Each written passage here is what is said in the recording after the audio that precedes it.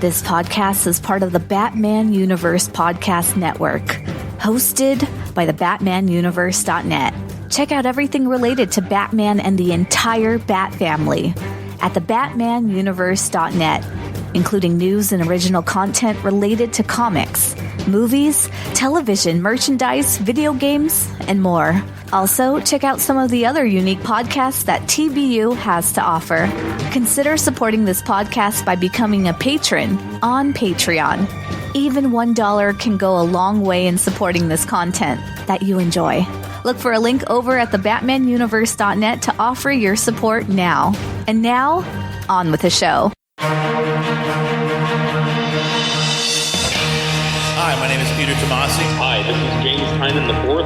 Hi, I'm Dan Jurgens. Hey, I'm Dustin Wynn. This is Jim Lehan. Hey, this is Scott Snyder. This is Mark Hamill speaking. This is Kevin Conroy. This is Tim Sale. Hello, everyone. I'm Batman, and you're listening to my podcast. Hello, and welcome to the Batman Universe Comic Podcast, Season 13, Episode 16. I'm your host, Ian, and I have with me... This is Steph. And we are sadly without Theo. He is in Louisiana, which means that he's gotten hit pretty hard by the hurricane, so all our prayers and hopes are with him and his family. And if you feel comfortable and able, of course, see if you can help out there, but of course, no pressure. That's your own decision. We have a lot to cover this week. We delayed the podcast because we wanted to cover the beginning of Fear State with Fear State Alpha, the sort of launching issue for the Fear State event, James Tynan's exit from the Batman title, although he will be on the Joker title until April, but he's going to be done with Batman in November, much to my sadness. Which leads us to our comics news. Joshua Williamson, current writer of Robin, Deathstroke Inc., the Infinite Frontier events, which started with Infinite Frontier and now spinning out into Justice League Incarnate, I want to say. And he's also on... Oh, it's Future State Gotham. He's co-writing Future State Gotham.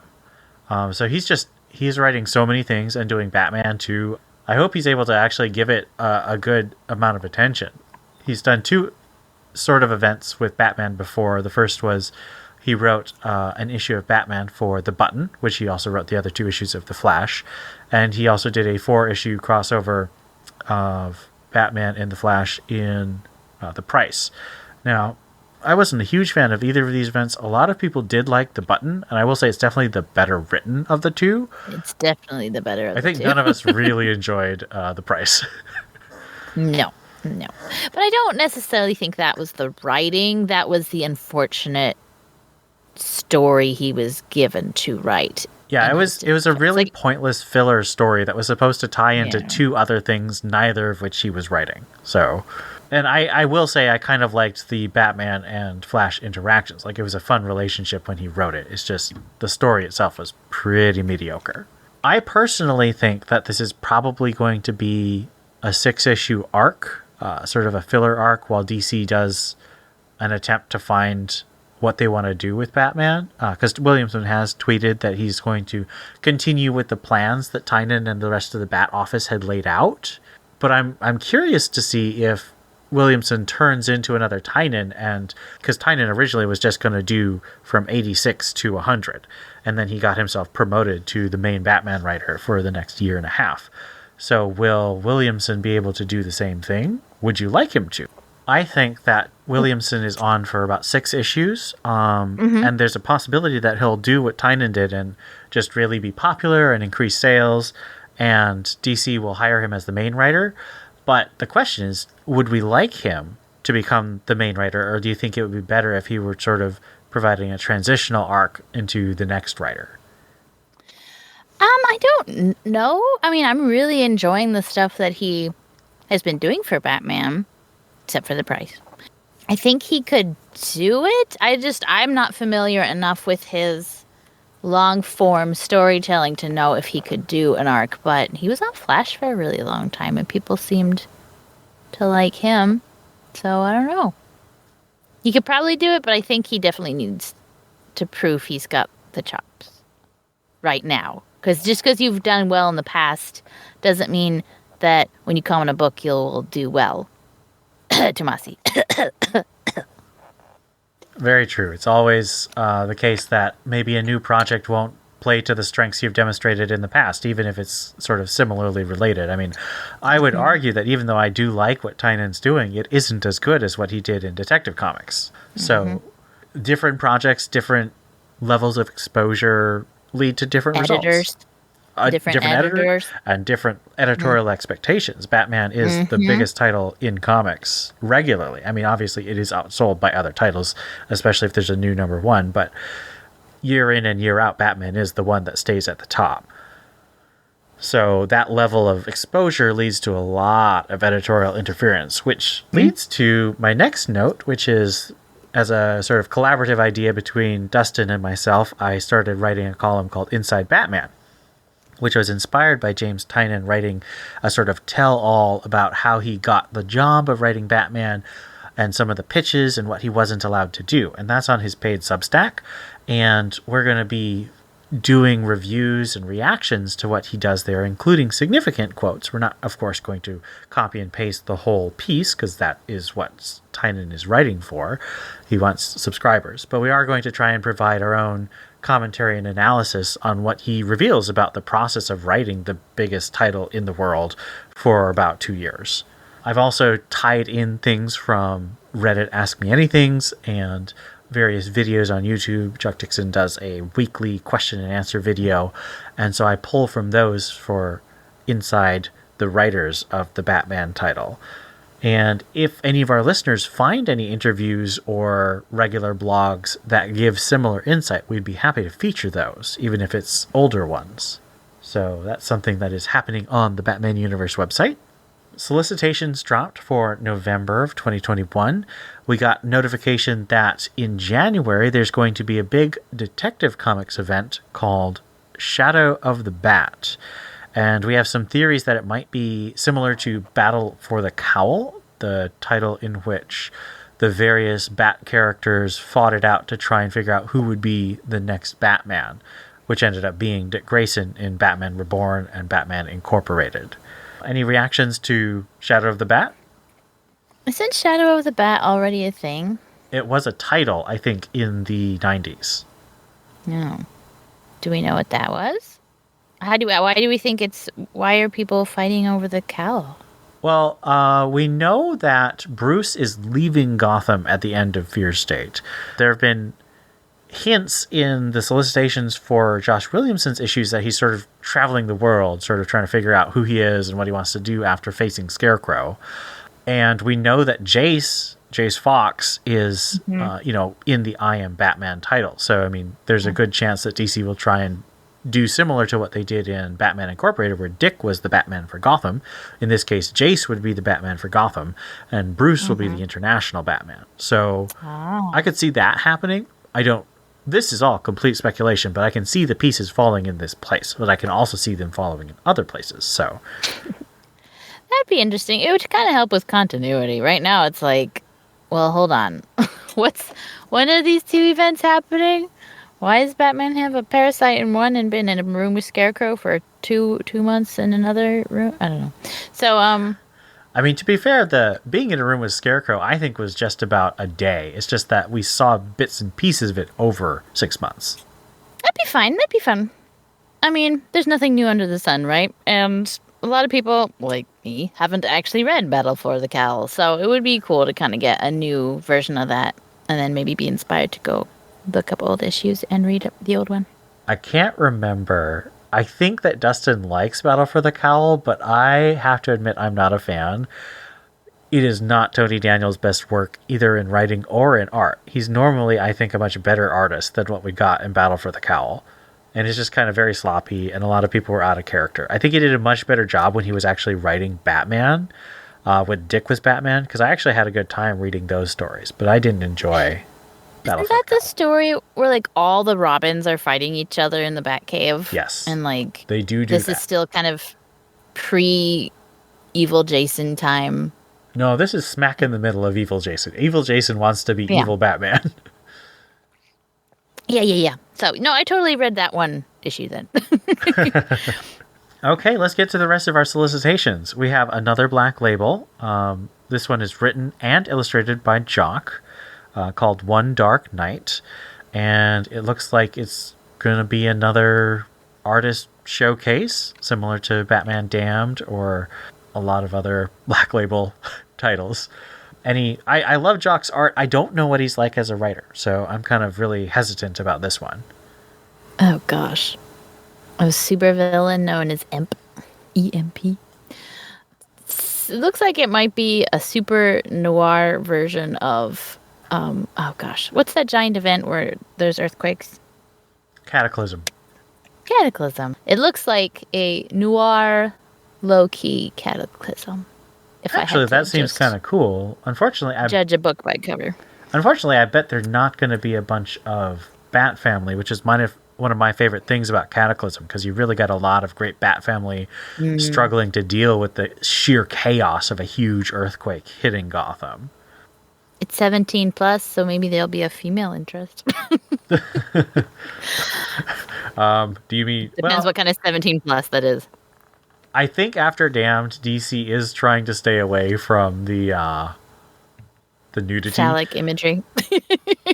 Well, I think nudity in general, because I don't remember any. I mean, they even censored the White Knight series, because Sean Murphy wanted Harley to get naked in both of them, I think.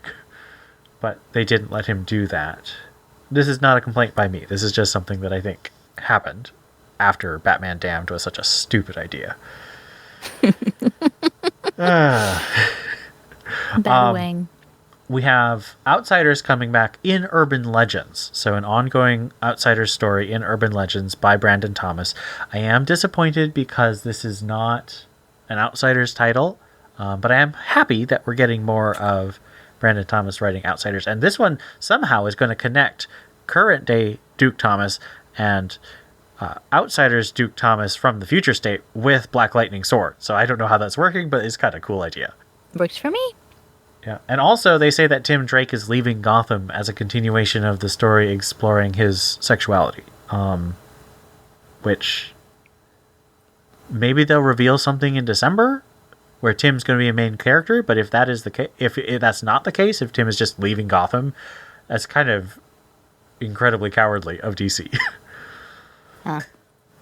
Didn't he leave before to explore college, but not really, and then he left with Steph, and then he left with Steph, and they joined Young Justice, so that's kind of what happened with that. And then he came back.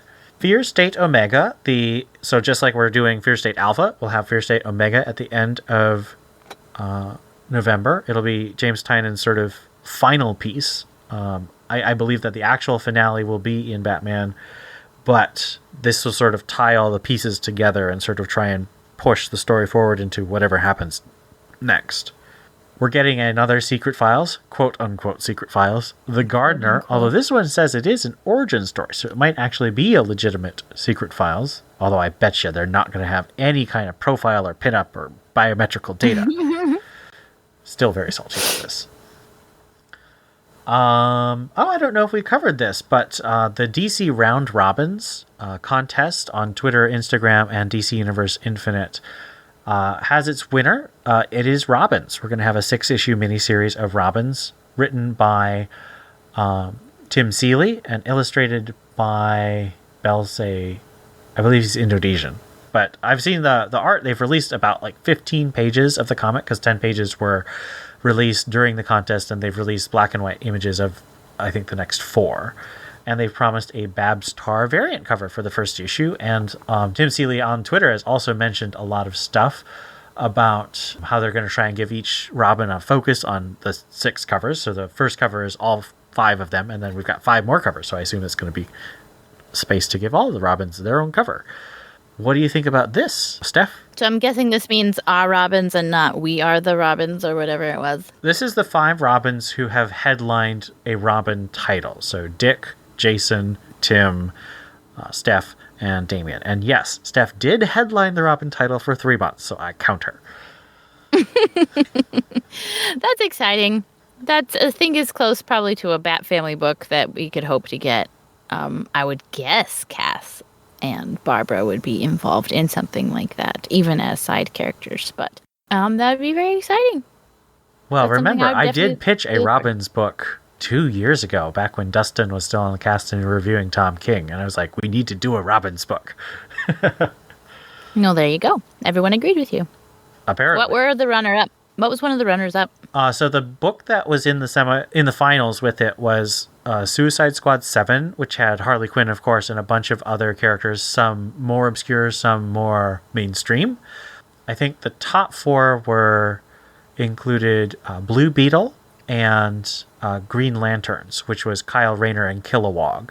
And the Blue Beetle was Jaime Reyes, and apparently Starfire was going to be in that title. So it was a pretty cool top 4. I unfortunately wasn't really interested in Suicide Squad 7 at all, just because the preview it was very fourth wall breaky, very Deadpool, and I don't find that terribly interesting in a Suicide Squad book. But I mean, the title, obviously I'm really happy that Robin's won, and I voted for it every time. But the title I really kind of wish we could have gotten is the Superman and Lois story, which is sort of a honeymoon story where they go to the outer part of the solar system and fight massive squids at Neptune. And I just think that would have been so cool. Beautiful, romantic. Exactly. But I am not going to complain about a Robin's book. This is the Batman universe, after all. Mm-hmm. We're also getting a black label title called Robin and Batman, which is a Dick Grayson Year 1 story written by Jeff Lemire and illustrated by Dustin Nguyen. This looks gorgeous. I am a little kind of nonplussed by the fact that we're getting Dick Grayson Robin, but maybe that's a big thing, because we never have had a whole lot of modern Dick Grayson Robin stories. That's true. They've either been little flashbacks or whatever. This will be cool. And I mean, anything to get Dustin Nguyen in a book is fine by me. That is very true. At the very least, it's going to be a really gorgeous book. Mm-hmm. We're getting a Gotham City Villains 100-page super spectacular. It's like an anniversary, but none of them are 80 years old. So they're just like, Joker got one, so we're going to give everybody else their one together. I don't really have any expectations because I'm not a villains guy. Let's see. Who's on the front? Penguin. Penguin's getting a story written by Danny DeVito. That's kind of their big news thing. Oh, yeah. No, I'm looking at, I guess it's the variant cover, the one with the original Red Hood. I guess that's Killer Moth and the Mad Hatter. And then Mad Hatter, Ivy. Oh, gosh. Is this who's doing the cover on this one? Yeah, Lieber Mayhew. Yeah. Yeah. It'll be something. It'll be something to read. Definitely going to be a thing, but if we do another anniversary issue, this ain't going to be it. I say this for listeners who have not known that we did an anniversary issue where we reviewed Catwoman and Joker, and that was 200 pages of comics that we reviewed in one episode. It was too much. That was so much. It was too much. All in all, I mean, I'm not always too excited about celebrities writing. It helps that he was the character 25 years ago, 30 years ago. What year is it? No, 25. He was in 92, and so that would 92. Be 30 years ago, or 29. 30 years ago. Oh, God. I'm old. But anyway, yeah, celebrities writing makes me nervous, but he was the character, and I think I don't think he's a method actor, but he's a pretty good character actor, so hopefully he'll still be in the mind of Penguin and be able to at least write a good 89 Penguin story. Should have been a backup in the Batman 89 story, right? It could have been, yeah. All right.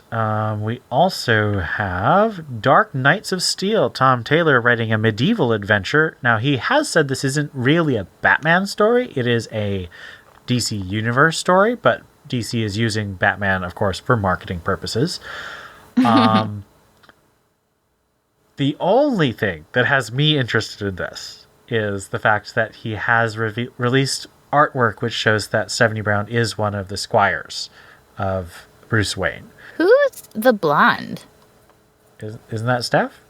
In a romantic embrace with his hand on her stomach? Oh, geez. That better not be Steph.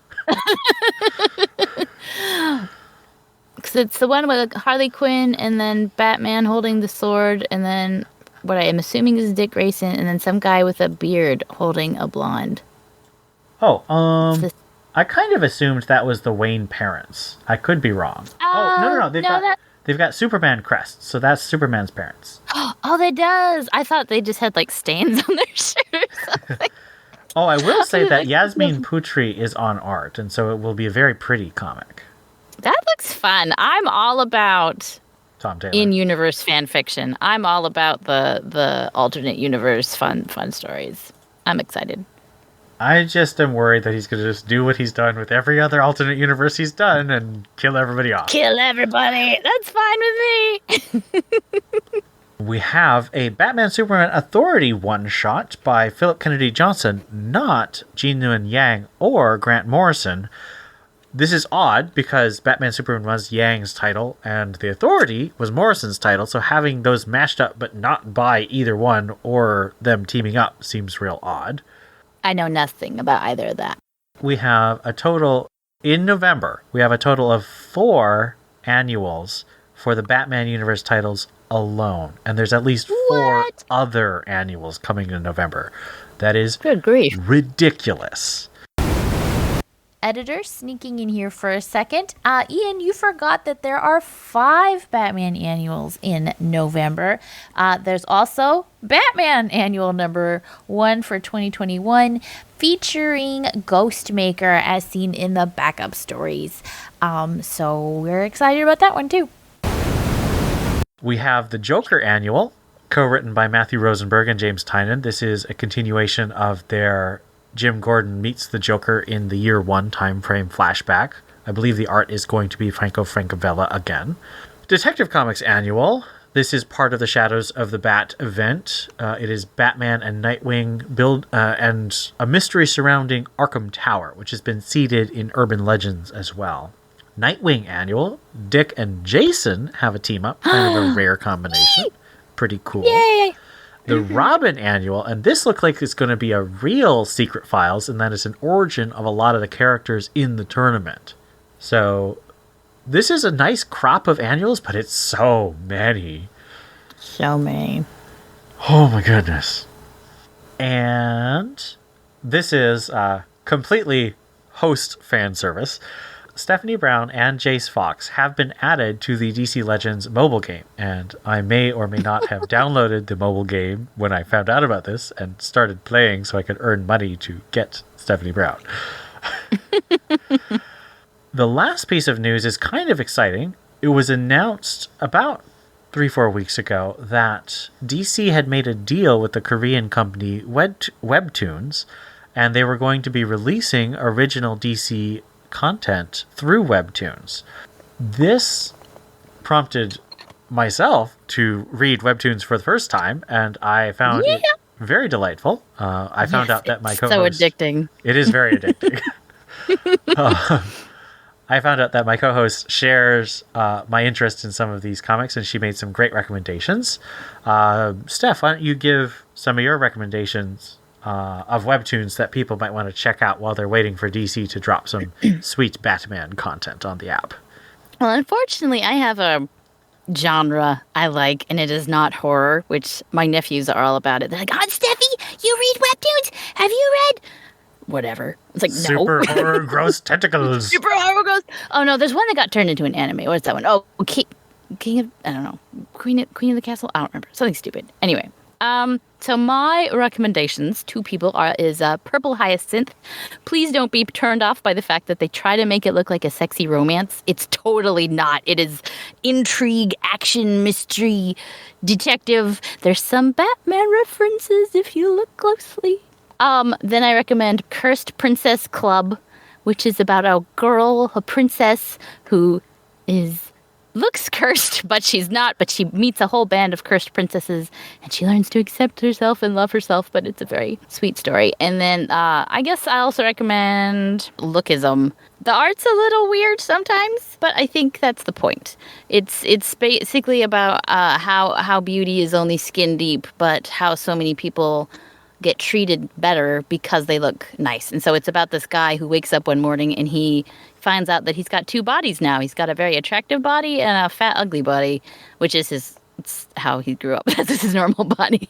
And just the adventures that he's having. And it's really intense and really definitely rated R, but people can be really cruel. And so I'm struggling to read it, but it's very interesting. And so I am enjoying it. That sounds a lot like one of the most popular comics on the set True Beauty, which I'm only about 30 episodes of like 120 in. That one's good too. It's pretty good. I don't like the art for it though. Yeah, it's very. There's only like one face that she knows how to draw, or whoever. Well, there's two faces. There's the pretty face and the really ugly face, and she uses the really ugly face a lot. I'm just like, why? But it's also about a girl who grew up sort of being very unattractive in high school and then learns how to do makeup from YouTube tutorials and then becomes very popular because of her ability to do makeup. The two I would recommend, and I have no embarrassment about recommending these, are Let's Play, which is an American who is very, very heavily influenced by the anime and manga art style and techniques of chibi and extra web little speech outside of speech bubbles that sort of gives the characters thoughts. And it's heavily influenced by YouTubing and video game development culture and tech, and it's very coming of age and heavy on the romance and friendship, and there's pretty much no action whatsoever, but I think it is really delightful. You know what got me hooked on that one, though, is how she anthropomorphizes emotion, like depression and anxiety and control and anger and control. And it's all very, I know people who wouldn't normally read this that have gotten addicted because of how she treats real feelings. Like, yes, it is a cute little romance and there's stuff going on, but it goes a lot deeper, and she does do pretty good character analyses of different people and their emotions, and then showing that in an art in a way that you can see visually. It's very interesting. Agreed. It's definitely one of the best arts that I've seen of the 20 or so that I've sampled. She's very skilled and varied in the techniques she employs. And the last one I want to recommend is called Marry Me. It actually was originally a Japanese comic on the Japanese version of this app and was turned into a TV show last year that I found, but unfortunately I can't buy it yet, which makes me very sad. But the basic premise of that one is a civil servant, someone who works for the government in Japan, participates in a program where he marries a NEET, someone who is unemployed and not in education. So they're basically living on, what the equivalent of Social Security or social services would provide. And so he marries this young girl, and it's very much a story about mental health and relationships and community and healing broken relationships with family and coworkers and becoming a better version of yourself through understanding what it means to be a married person. So I really, really enjoy that. And I'm also really loving the TV show, if you can find that. And that's the most I've ever gotten into something this connected to anime, like ever, pretty much. So I'll hook you up with some good animes later. I mean, I've watched all of the original Full Metal Alchemist, so I've done some, but okay. Oh, and last fun thing I want to do in the news section, let's pitch our ideas, one or two, for what we think DC should do on Webtoons. Oh, I'm so ready. Okay, so either this exact thing or some equivalent of Gotham Academy. Yes. Because I think that'd be perfect for this website. It really would. So a lot of this website is more teen people or teen maturity people or people who want to escape their adulting lives like me. Super Sons, I think, would be perfect. Yeah. And then in the spirit of Purple Hyacinth, do like a Batcat thriller mystery. So not quite what Tom King is doing. Maybe something slightly more... Something more accessible. Batcat is very challenging. Yes. Probably something more that you would read in Catwoman, but yeah, something like that. I personally am going to lean heavily into my new brand of romance webcomics and say I want slice of life, AU, coffee shop, Batman and Catwoman falling in love and having a double life. Oh, that would be awesome. Yes, I love it. I also would love, that Gotham Academy idea is just so perfect. This is the place for that type of idea. Just young characters, fresh art, digestible content, ongoing storylines with soap opera type relationships going on that really keep your emotions hooked in. I think that would be perfect. That finishes up our news section. let's get to our reviews, starting with Detective Comics 1042.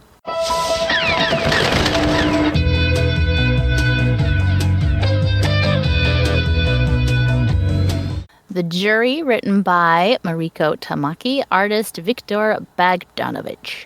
As Batman struggles with the parasitic venom coursing through him as Detective Comics 1042 begins, Hugh Vile awakens and attacks the guards watching over him, thwarting the Penguin and Mr. Worth's plan of setting an infected Batman free on the streets of Gotham.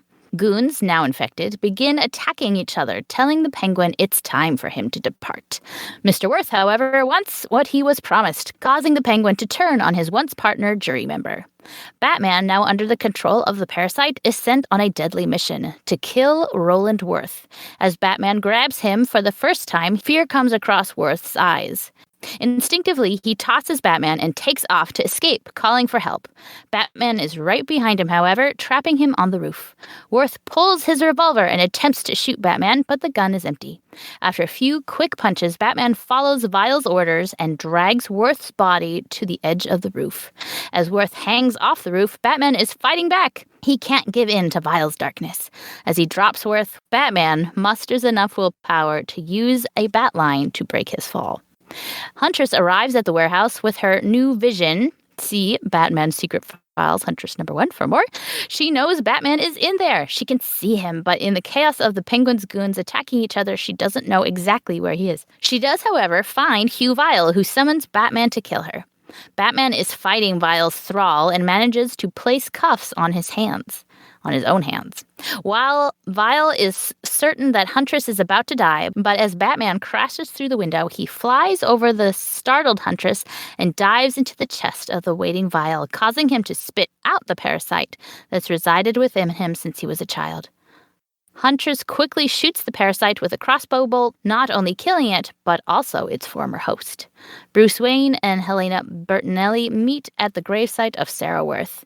They discuss the recent events and how Batman was able to overcome Vile's control of him. Huntress states that she still has flashes where she sees others who were previously infected by Vile, but it's not as strong as before. They depart. At the Gotham City morgue, two pathologists dissect the corpse of the dead Hugh Vile. They find within his body something that shouldn't be there. As some of the foreign items fall down the drain, the pathologists realize that they are eggs. So, what did the jury hope to achieve by infecting Batman? Oh, gosh. Okay, so this whole thing, what was the plan? Kill off their own people? Did they... Okay, I guess the question is, did they know that Vile was controlling the parasites? Because if they did, having Vile alone in the room with a couple of guards, instead of being, holding him at gunpoint and saying, tell Batman to give up or whatever, it's you literally have the puppet master in your control and you're not doing anything with it. So instead, what you did was you just created an out-of-control, super violent, no longer inhibited Batman who can kick your butt. What was the plan? Anyway, it very much reminded me of the gnomes in South Park, where their plan was step 1, collect underpants. They haven't worked out step 2 yet, and then step 3 was profit. It's yes. But what? What is step 2? What were you going to do after you infected him? So I found it a little disappointing. I was there was no plan. It was definitely one of those, it seemed like a good idea at the time, but there was no plan. Yeah, I had a similar reaction. I really like the setup. I really love the tone of this run. But I have been a bit concerned about where it's going.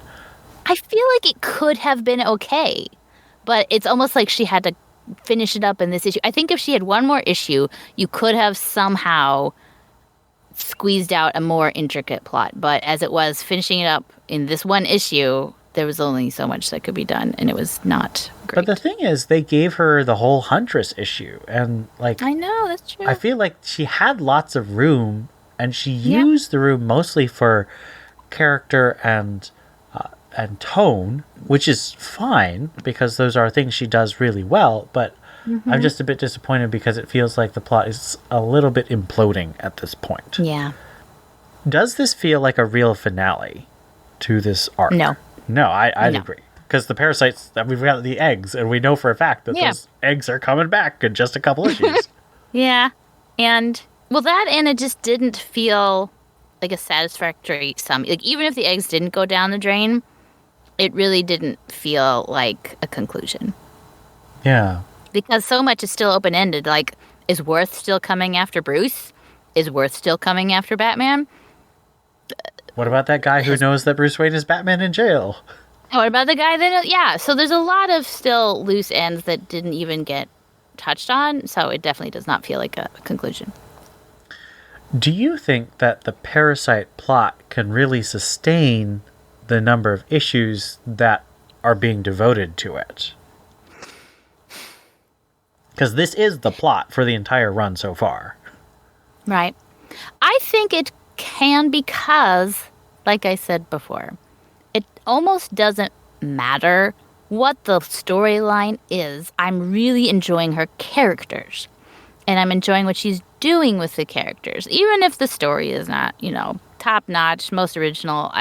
At one point we thought it would be zombies, and I was like, that's fine. It can be zombies. That's cool. And it wasn't. It was Clayface. But I am fine with it being the same old whatever for a little while longer because I really like her characters, which I just said, but I'm repeating myself. I think that's true. I really liked Huntress and Batman's interaction in this issue. That's true. Yeah, I did love them at the gravesite, especially at the end. And the fact that he was able to overcome, the control was cool. Well, he's Batman. He's Batman. Yeah, so I'm not saying it was a dud of an issue. I'm just saying the overall plot and the bad guys' finale, plan and was disappointing. I'm a little concerned. I really hope that she can bring it back to a more grounded sense of motivation. I mean, obviously it can't be too grounded because we've got like this weird parasite that has semi-supernatural powers, but we can get more into like why is the parasite. You can get into the motivation. You can get into those real emotions that can drive a story, even if the physical science or whatever is more fantastical. So this one just felt like it was a bit too much like mashing action figures together in terms of the villains. The heroes, I think, were better done. Like I said, the Batman and Huntress were really good. Let's get to our backup. What the is Task Force Z, written by Matthew Rosenberg and art by Max Rayner. After breaking into her apartment at the end of Detective Comics 1040, Red Hood and Deb Donovan sit in a diner where they discuss, among other things, the whereabouts of the body of Astrid Arkham. Donovan believes the Arkham Knight faked her death, but Red Hood has seen her body. She was dead. However, just because she was dead doesn't mean she still is. As Red Hood leaves, he asks Deb to look into Project Halperin. Deb begins looking into things, unaware of the fact that Red Hood is monitoring her after he placed a bug in her cell phone. He follows her to the Gotham Medical Examiner, where she is attempting to conduct her first stakeout. They observe some masked gunmen go in and return carrying body bags. As Red Hood leaves to find out what's going on, he tells the reporter to stay put in the car. As Red Hood fights, Donovan ignores his request and exits the safety of her car. As she attempts to call the police, someone whacks her in the head with a baseball bat, leaving the 911 operator wondering where she could be. So, do you have any general thoughts about the backup? It continues to be basically a prologue to the Task Force Z ongoing. Well, so I still hate Jason's head do-rag, whatever, mask. But I don't know. I don't know why Jason is showing up in so many comics lately, but I'm loving it. And I think that Jason and Donovan is a good combination because she's a little dry on her own, and I think he spices things up just nicely. I thought it was fun. I liked it. I don't understand why Astrid Arkham is dead if she's alive in Future State Gotham. So that's weird. But other than that, I thought it was great. Yeah, because we found out how Bane died, obviously, and how Man-Bat died in the Urban Legends story. No, the backup. Was it the backup or was it the Urban Legends? Oh, it was the backup. No, it was backup. Okay. But so we found out that how these characters died, but Arkham Knight is just like, wait, she's dead? Okay. I know, right? Well, didn't they say she died at A day? Oh, maybe that's it. But that feels unsatisfying. It really does, especially if she's alive in future state. But anyway. Yes. It's an alternate reality. I know. Yes. All right. So let's give Detective Comics 1042 a rating out of 5 bottles of the good stuff that Dev Donovan enjoys.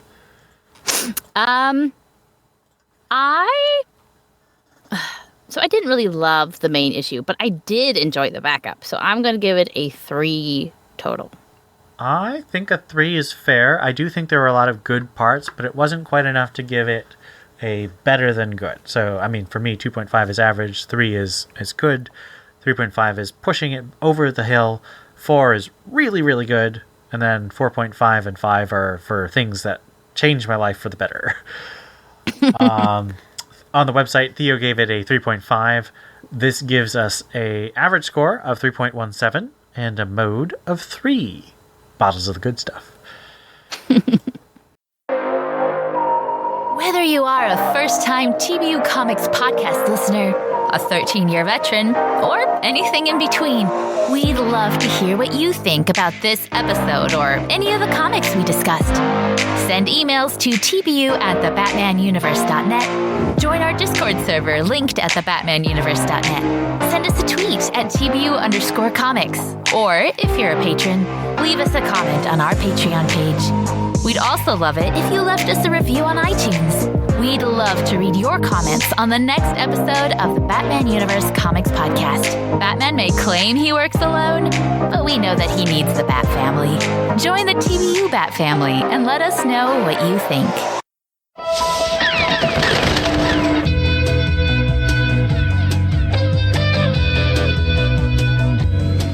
All right, let's continue with our reviews with Fear State Alpha, written by James Tynan IV, art by Riccardo Federici, and colors by Chris Sotomayor. Many months ago, Simon Saint visited Scarecrow in Arkham, telling him he wants to achieve Fear State, part of Crane's research saying that society can only evolve through a shock. Crane demands Mad Hatter technology from Saint, a lot of money, cover for his escape from Arkham, and credit for the plan. In the present, Scarecrow tells Batman his plan to make Gotham experience the same fear state that made Batman himself strong, as we see the news report on the Simon Saint constructed Unsanity Collective crisis, then see Saint and his prototype Peacekeeper Ricardo trying to spin the loss of Peacekeeper 01, Sean Mahoney, to Scarecrow's betrayal. Commissioner Montoya protests to Mayor Nakano about turning the city over to the magistrate and the massive airship hovering over the city, but Nakano remains firm.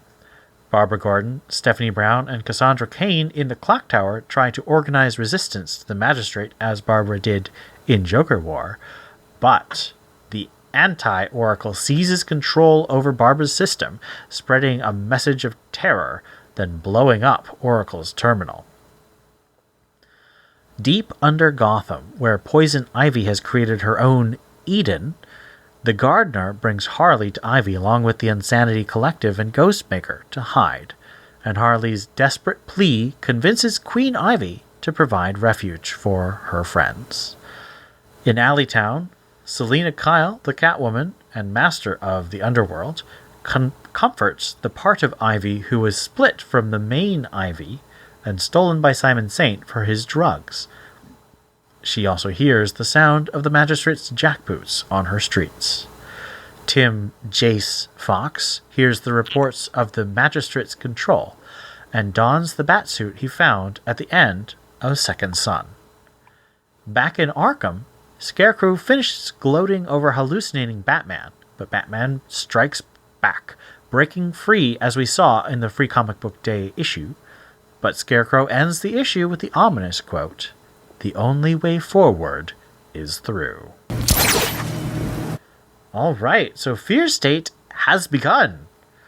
Does this issue feel like another issue of Batman, similar to how I would argue Secret Files Huntress felt like another issue of Detective Comics, or something else?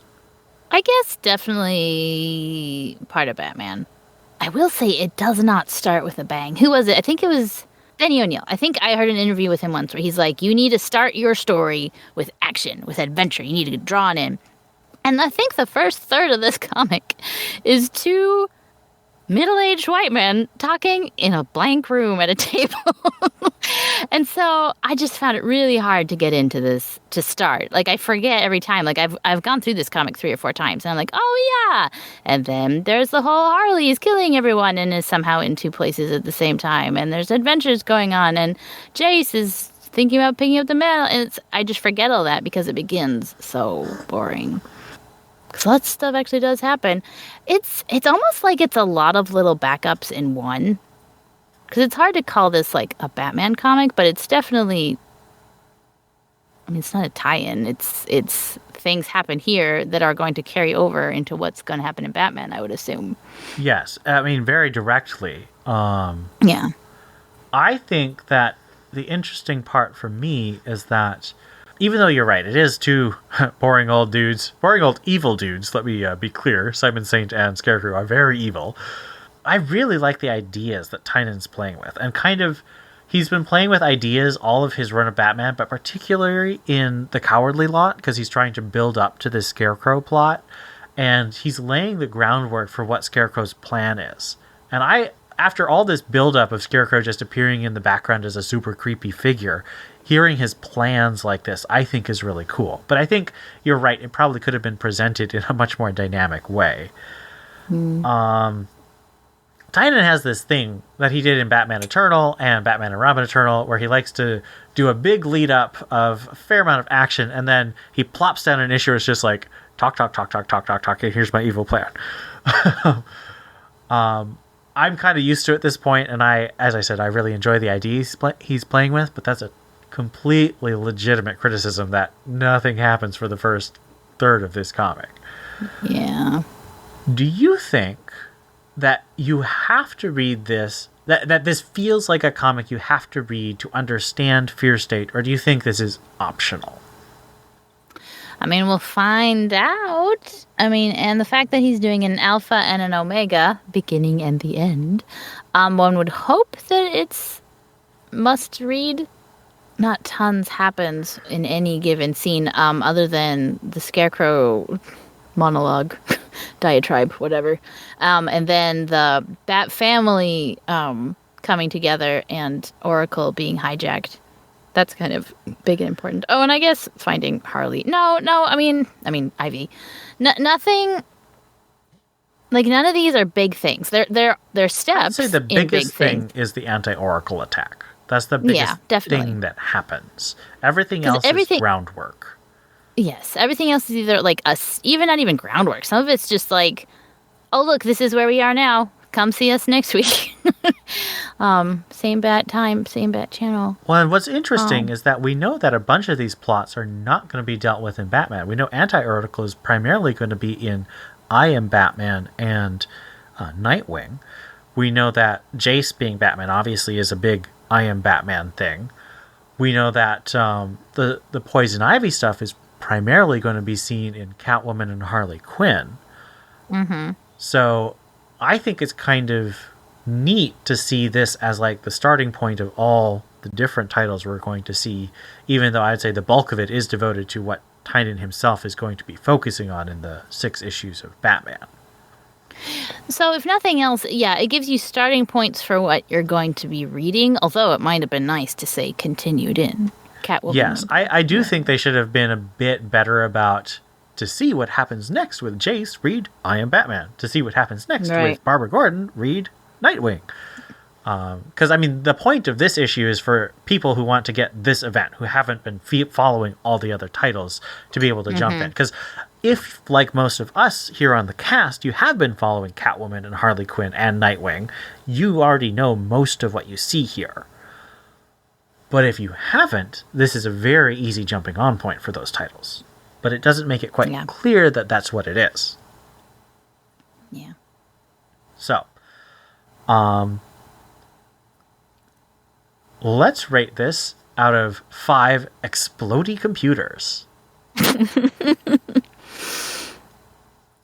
I did really think it was very cool and exciting when Oracle got hijacked, and even the Unsanity Collective going through the gardens and trying to find Ivy, and Ivy kind of freaking out. Did we know? So is Ivy two people, or is she a split personality, or is this two different times? So Ivy has been at least two different aspects of herself since the Harley Quinn and Poison Ivy miniseries by Jody Hauser about 2.5 years ago.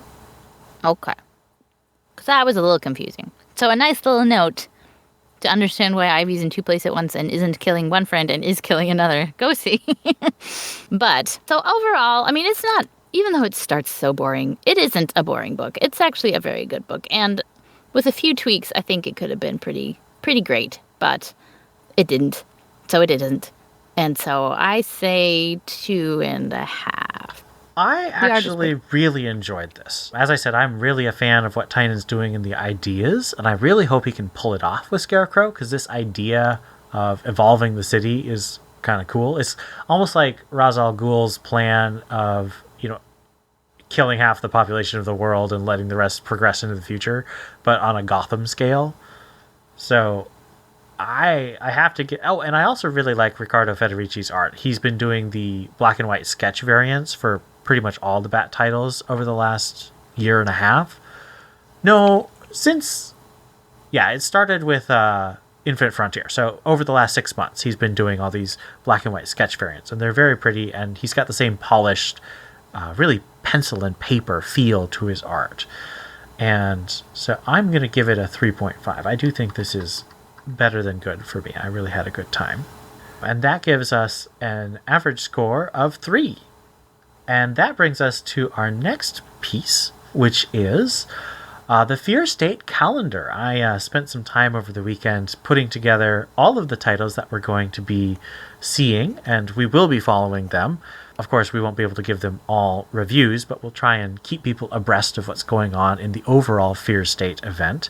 This is a 27-issue event. 8 of the issues are by James Tynion, so that's the 6 issues of Batman, Fear State Alpha, and Fear State Omega.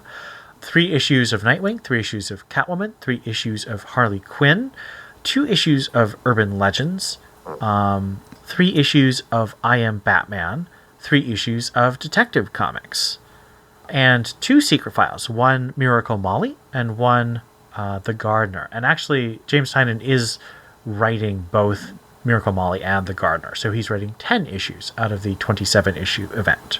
So, let's go through monthly and talk about what we're excited about. Obviously, August ends with Fear State Alpha, so we've just covered that. September is going to be Batman 112 and 113. The backups are going to be Clown Hunter stories by Brandon Thomas, and those should be pretty cool.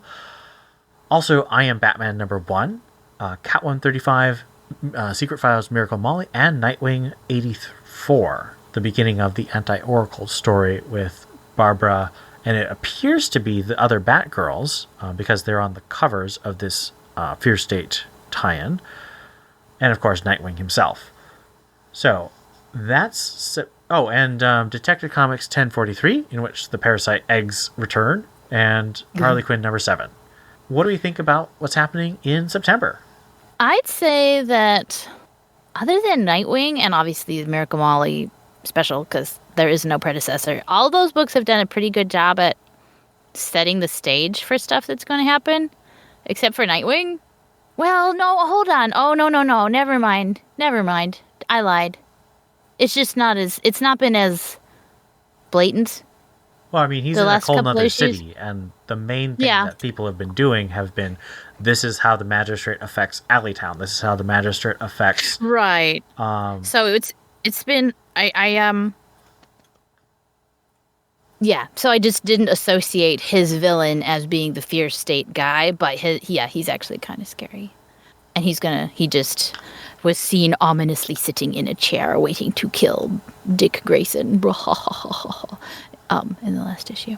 So, yeah, I mean, I don't know if I'd say excited, but I'm glad they're all kind of... no, cohesive's not the word. They're all on the same page. It helps that they're all their own villains. I think that if all these books tried to have like an overarching same fear, it would be a nightmare because they've not proven that they can.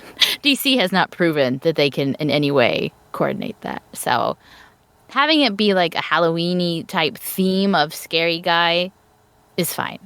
It's fine. It's not honestly, my favorite if genre, you look at something like No Man's Land or even Cataclysm, those titles did connect to each other, but they had their own mini arcs. So I think this is an event in the vein of No Man's Land rather than an event in the vein of like Nightfall or Bruce Wayne Murderer, where it was like every issue was another chapter in the same story. This is more like all these stories are going on in parallel. Now, the stories I think have connected most tightly are Batman, Catwoman, and Harley Quinn, because all of those have really focused on the influence of Simon Saint on Gotham. Yeah. And I've really enjoyed that. And I would say Detective Comics has also done that, but it's been so wrapped up in the Parasite stuff that it's a little hard to see quite how it ties in. Who's Catwoman's fear state? I would say it's probably Father Valley. Oh, that's right. I somehow thought he got murderated, but he didn't. Maybe I just really wished he had. And so. I wish he had too at this point because he's done so many bad things, but He has. definitely He's a bad not dead person. yet. All right, in October we have Batman 114 and 115. The Clown Hunter backup will wrap up and the Batgirls backup will begin, written by Becky Cloonan and Michael Conrad, the current writers of Wonder Woman. Urban Legends has its first tie-in, and I think this is going to follow four various characters through Gotham in this time period, similar to the Batman Chronicles title back in the 90s. I Am Batman continues with Jace fighting the Magistrate, and his mother is in harm's way. Catwoman, Harley Quinn, Detective Comics, and Nightwing continue their 3-issue arcs in Fear State. So, Do you know if Urban Legends is going to have new stories? Because I'm not really interested in some of those stories having. There's not really been, because the Jason one pretty much wrapped up, so that one can't keep going. And I guess Grifter could have one. So it's going to have new stuff. stories. There's going to be a Batwoman story. There's going to be an Arkham City story. There's going to be a couple other stories, but it's not going to really follow up with what was going on for the first 6 issues. And issue 7 is going to be future. So it's going to be a future state, Batman 1 million, Batman Beyond, and a unique future. So that actually I'm looking forward to seeing what the different Batman futures look like. But it's not connected to Fear State, so. Oh, okay. Well, that's fine then. That's fine. All right. Yeah. And then in November, we have Batman 116 and 117, the finale of Fear State from James Tynion, and the finale of the Batgirls 3 backup issues. Urban Legend number 9 continues. I don't remember. I think this does have like 2-part stories between Urban Legends 8 and 9. I Am Batman finishes up its first little arc. Nightwing, Catwoman, Detective, and Harley finish up their 3-issue Fear State arcs. Secret Files the Gardener shows up, and that is her origin story, it says. And Fear State Omega pushes the Batman into the future, whatever that will happen to be. Bum, bum, bum. So are we going to have a Fear State and a Future State alternate timelines? At this point, we definitely are going to have... I think Future State is clearly an alternate timeline, because this is the Future State stuff happening now. But obviously, I don't think Magistrate is going to end up in control of Gotham after this event. That'd be a little... I don't know. This really feels like it's pushing the Magistrate stuff to ahead. I don't think that they can end it with Magistrate continuing to build power. I did really like Montoya getting so frustrated with the mayor Yes. and the magistrate Because that the she mayor threw is her phone being really frustrated. He's making all these dumb decisions. Because even though she's kind of towing the line, it's good to see that at her heart, she's like, son of a, I hate this. What is this garbage? Yeah. I am really curious to see how this goes. I would like to know what happens, and that's a good thing. I wasn't actually super excited about the Joker War event, just because I still don't really care about what the Joker does, but I was excited about the Bat Family part of it. This time the Bat Family feels like it's going to be a bit more scattered throughout the different titles, but that's okay because they've been pretty coordinated for the most part. There are some titles like Detective where it is a little hard to figure out how everything connects, but I'd say Catwoman, Harley, and Nightwing aren't too hard to piece together. And that is it for our coverage of Fear State Alpha. Tune in to the next few episodes where we get into the meat of our ongoing event, although our first episode probably won't have a whole lot to do next month because only Batman is really releasing of the Fear State stuff. All of these months are heavily weighted towards the second half of the month for all the Fear State stuff. I am glad to see Robin isn't included in this list so we can keep enjoying our happy story of teenagers killing each other. I was on board with until happy story of teenage killing each other. It's like Hunger Games, the Batman story. Yes. But, and it even does have a romance story, but not a triangle, It does. hopefully. I hope it doesn't have a triangle. I got really done with Me too. triangles. All right. So, Greater Gotham.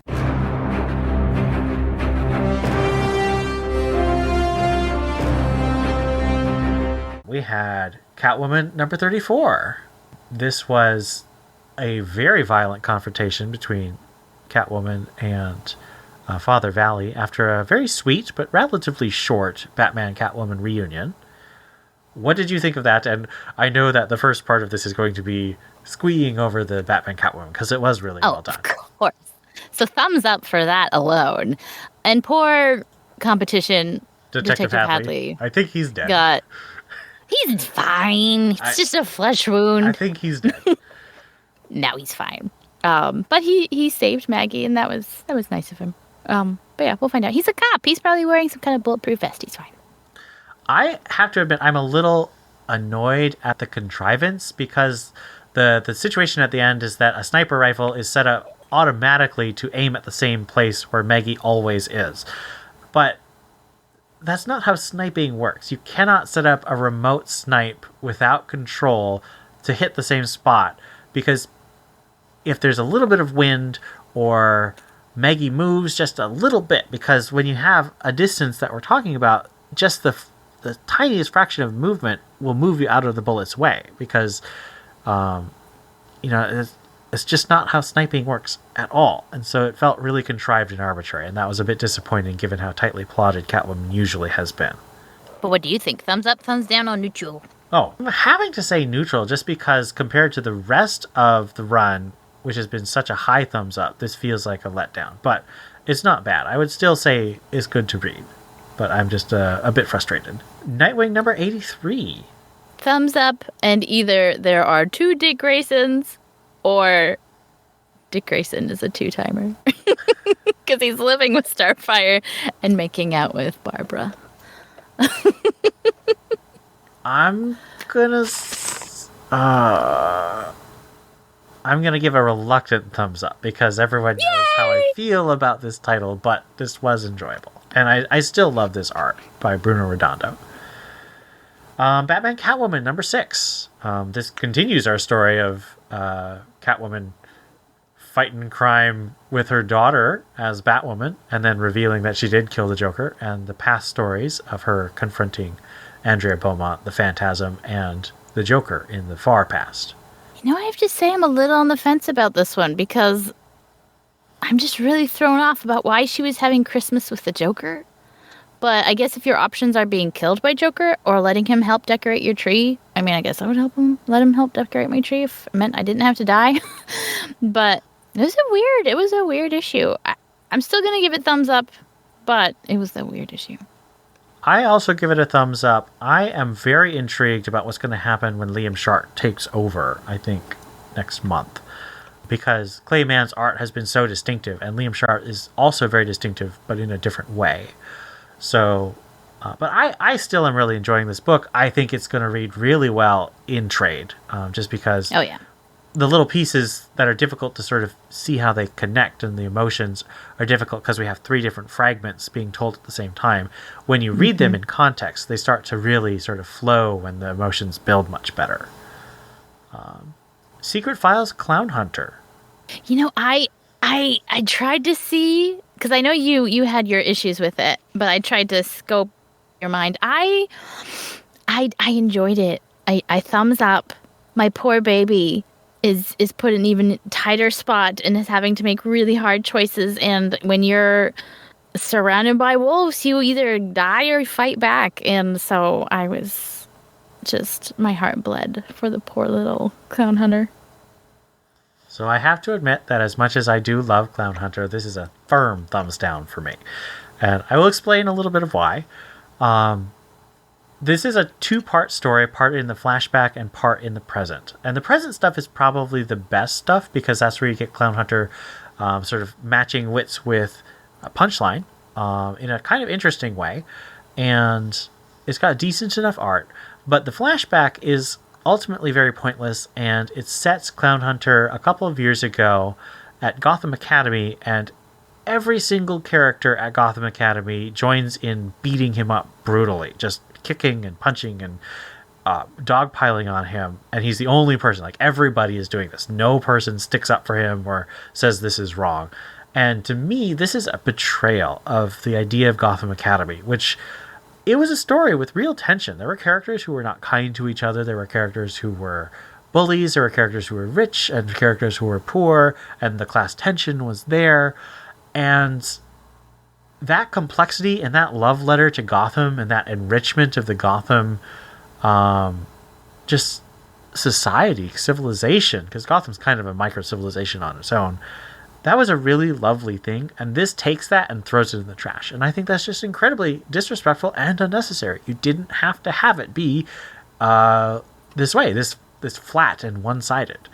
And so I did kind of like the conclusion where Jason shows up to save Clown Hunter, but it didn't make up for just the unnecessary trashing of something that I think is a really unique and excellent contribution to Gotham lore. That's fair. But I guess I didn't have the same emotional connection to Gotham Academy and just figured it could have been a bad year, could have been a bad crop. It's no reflection on the people that we know from there, and maybe they didn't know or something like that. I don't know.